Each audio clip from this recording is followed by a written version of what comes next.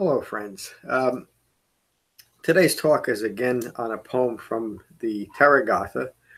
And just so everyone knows, there's a new category in the drop-down menu that's on most pages that has now four poems, one from a monk, and the last three are from nuns, awakened nuns. The Therigatha preserves 73 poems of awakened nuns from the original Sangha. It's a part of the Khuddaka Nikaya, the fifth book of the Pali Canon. Lay down, folks. He gets so excited when I do these things. Maybe it's just because I'm on the floor with him. But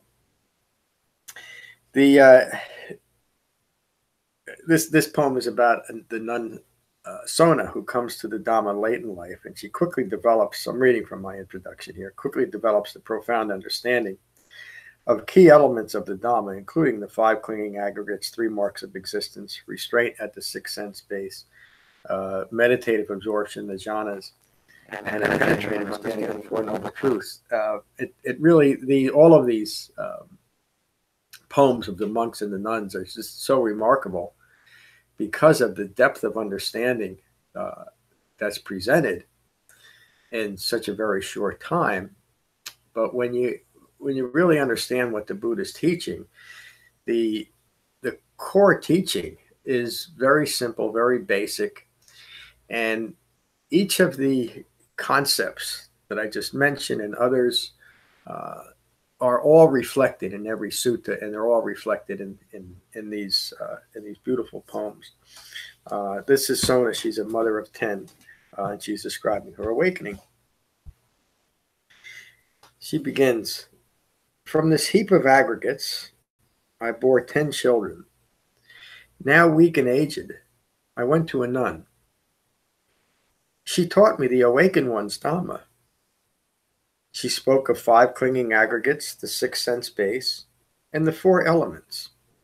4 elements simply refer to the form that we self-identify with. We had a very good discussion on the Nagara Sutta last night, where we got rather deeply into this, the whole notion of self-identification rooted in ignorance, ongoing thinking rooted in ignorance of Four Noble Truths, and how that just simply reinforces its own ignorance. Sona continues, "I cut my hair and took refuge," meaning she took refuge in the Buddha, the Dhamma, and the original well-focused Sangha. While still a novice, my mind cleared of wrong views in parentheses. I saw all past becomings rooted in ignorance. She's speaking to impermanence here also, isn't she? I developed the 4 levels of jhana. Again, this is demystifying something that is often presented as such a deeply mystical teaching. One of the Buddha's teachings on the jhanas, and there's quite a few suttas on my website about this. It's simply describing ever deepening levels of meditative absorption that every dedicated meditator who's using shamatha vipassana meditation within the framework of the Eightfold Path will develop that. She developed the 4 levels of jhana, non-distracted, focused solely on my breath. I gained the liberation of unity with my body, mindful of life as life occurs, due to the cessation of clinging, now bound from wrong views. Isn't that remarkable? Very quickly, with the right instruction and her own right effort, she quickly awakened. I understand ongoing stress and suffering. That's how the Buddha describes an awakened mind, a profound understanding of dukkha. From knowing the 5 clinging aggregates, they now stand like a tree cut through at the root. What an interesting way of putting it. So as the Buddha describes, when we awaken, the aggregates are no longer clinging. They're no longer rooted in wrong views, but they're still used as an aspect of a rightly self-awakened one to interact with the world around. They now stand like a tree cut through at the root. My mind rests in equanimity, how the Buddha described an awakened mind, a mind at continually calm and peace. The three marks of existence put aside, she's no longer conditioned and confused by the impermanence of all things and the not self characteristic, because she has put aside all those wrong views that would give rise to a view that the Buddha would describe as an inaccurate view of self. It's not a self. Let go of the views, is what he would say. Now, no further becoming of ignorance of the Four Noble Truths can arise. That's the end of the sutta. That's the whole point of the Buddha's Dhamma.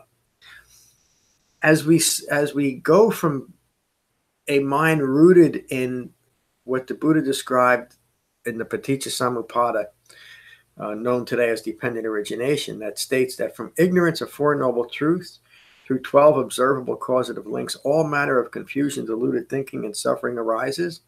Once those chain of dependencies are cut, we are unshackled, we're unbound from those views. And we have developed a penetrative knowledge of Four Noble Truths, which means, and we talked about this last night in the Nagara Sutta, the Buddha describes his awakening in the path towards awakening as a timeless path. It means it's just as relevant, useful, and effective today as it was 2,600 years ago. And it leads to the sole goal and purpose of the Buddha's Dhamma of being unbound from wrong views.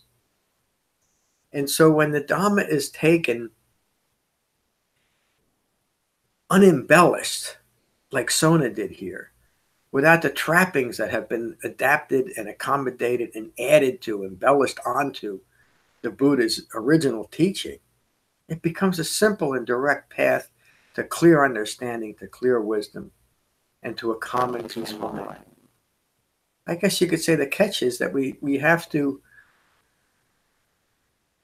overcome an ego's, and I would say a raging ego's need for things to be different than an awakened human being taught, and simply practice the true and authentic Dhamma that an awakened human being taught 2,600 years ago, and avoid the embellishments that have been adapted by well-meaning but confused and deluded people, including many, and I might get in trouble for saying it, including many modern teachers who simply never developed the Buddha's path. So that's today's talk. I hope you find benefit from this talk, and if you do, please consider a donation at becoming-buddha.com. Thank you. Peace.